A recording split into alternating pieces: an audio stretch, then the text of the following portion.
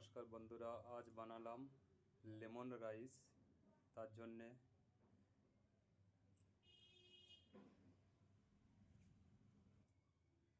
প্রথমে কড়াইয়ে তেলটা গরম করে নিলাম, তারপরে গোটা জিরে দিলাম,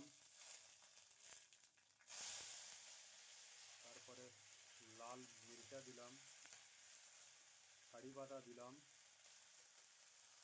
কোচানো পেঁয়াজ দিলাম, হারা মির্চা কেটে দিলাম আর বাদাম দিয়ে দিলাম। এটা একসঙ্গে সুন্দর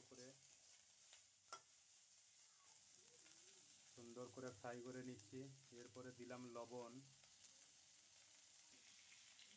একটু সরষে দিয়ে দিলাম। এখানে নিলাম গরম ভাত আর গন্ধরাজ লেবু। সুন্দর করে ফ্রাই হওয়ার পরে এখন দিচ্ছি হলুদের পাউডার।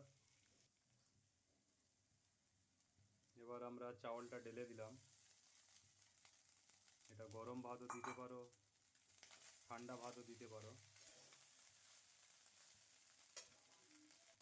এরপর দিয়ে দিলাম লেবুর রসটা দিয়ে দিলাম, পরিমাণ মতো দিয়ে দেবেন, যার যতটুকু লাগবে। দেখো বন্ধুরা, পুরো রেডি हो गया। ভিডিওটা কেমন লাগলো তোমরা কমেন্টে জানাও।